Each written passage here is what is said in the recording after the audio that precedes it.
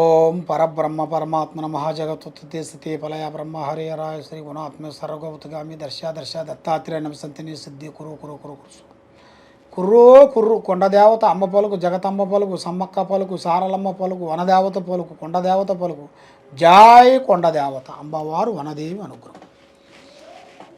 ప్రజలందరికీ నమస్కారము. ఈరోజు మనం తెలుసుకోవాల్సింది సెప్టెంబర్ నెల ధనుస్సు రాశి ఫలితాలు. ఈ ధనుస్సు రాశి వాళ్ళకి అదృష్టము, జీవితము, యోగము, నక్షత్ర ప్రకారంగా చూసుకుంటే మూలా నక్షత్రము 1, 2, 3, 4 పాదములు, పూర్వభద్రా నక్షత్రం 1, 2, 3, 4 పాదములు, ఉత్తరాషాఢం 1 పాదం కలిస్తేనే ధనుస్సు రాశి ఫలితాలు. ఈ ధనుస్సు రాశి వాళ్ళకి అదృష్టములో లక్ష్మీ కటాక్షం, ఆదాయములో 11, ఖర్చులో 5, అవమానాలు 7, రాజపూజిత 5. కాబట్టి అదృష్ట బలం అనేది వీళ్ళకి చాలా బాగుంది. కానీ వీళ్ళు ఏదైనా సరే ఆలోచించి ఒక మాట మాట్లాడారనుకోండి, అది రాంబాణం మాదిరిగా కరెక్ట్గా సెట్ అవుతుంది. కాబట్టి ఎక్కువగా మాట్లాడరు, ఎక్కువగా మనసులోనే ఆలోచన చేస్తుంటారు.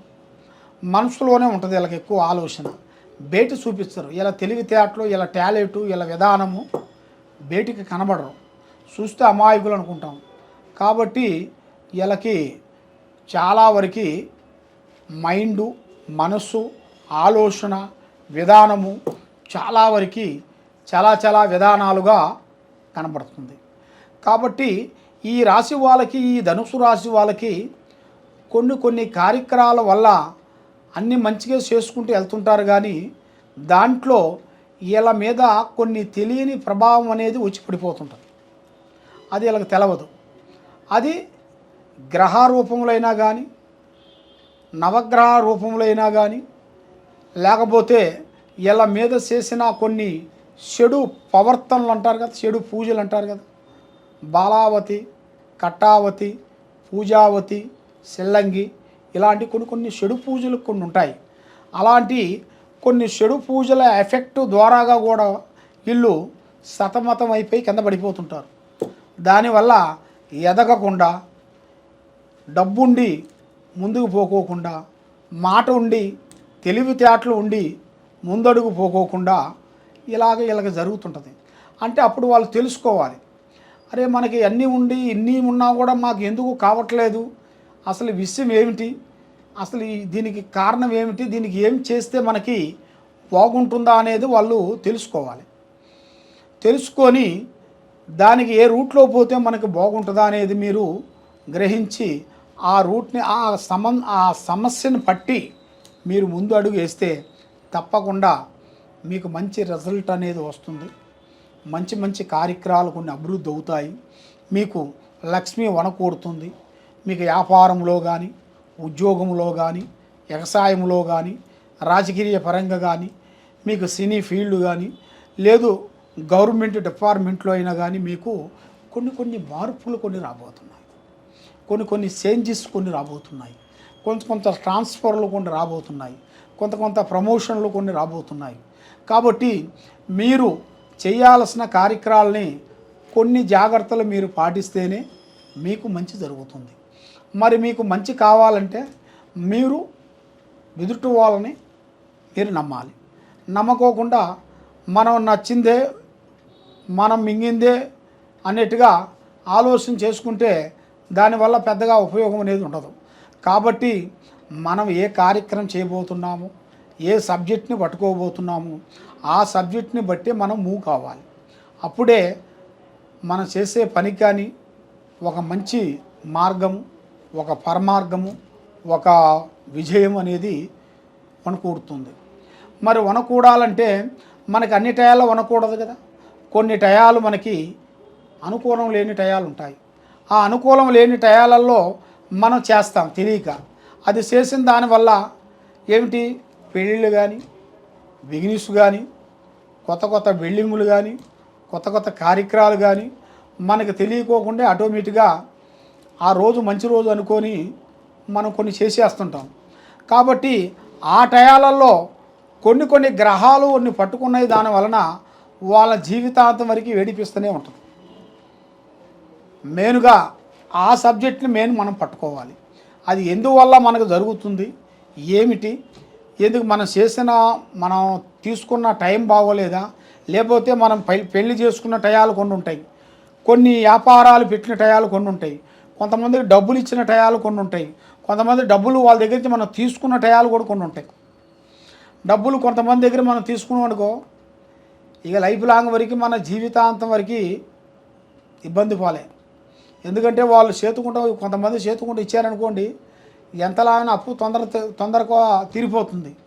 కొంతమందికి కొన్ని చేతుల నుంచి మనం తీసుకున్నాం అనుకోండి, అది జీవితాంతం బాధపడాల్సి వస్తుంది.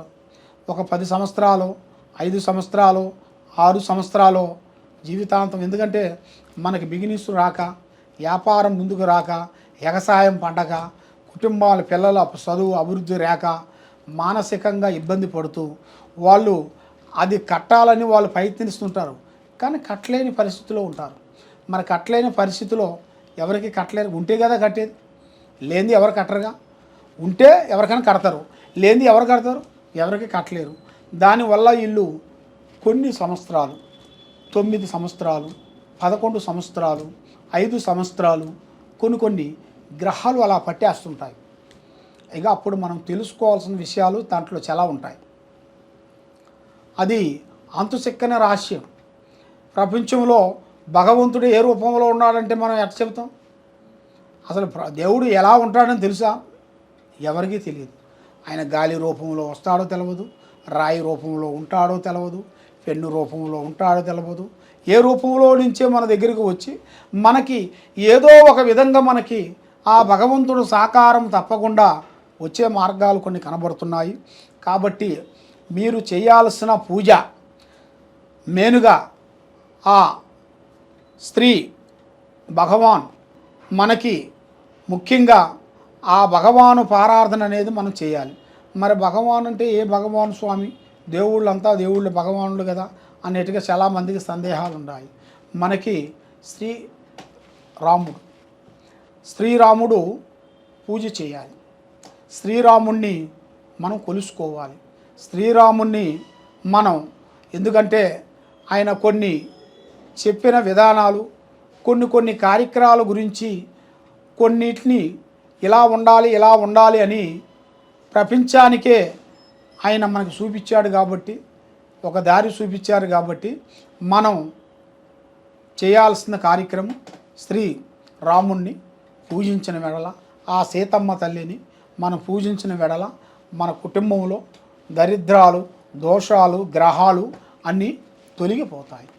కాబట్టి మీరు ఎక్కడెక్కడో పోయి ఏదేదో పూజలు చేయించుకొని, ఎక్కడెక్కడో జ్యోతిష్యం చెప్పించుకొని నిరాశ చెంది ఉన్నారు. కాబట్టి తప్పకుండా ఒక్కసారి మమ్మల్ని సంప్రదించినట్టుగైతే మీలో ఉండాల్సిన ప్రాబ్లమ్స్, మీలో ఉండాల్సిన బాధలు, మీలో ఉండాల్సిన గ్రహాలని మేము చూసి గ్రహించి దాన్ని పట్టి దానికి ఎలా చేయాలో రెమెడీ మీకు చెప్తాము. మీకు ఏ డౌట్ ఉన్నా కూడా మమ్మల్ని సంప్రదించండి. సర్వో జనా సుఖినో భవంతు. ఓం నమః శివాయ.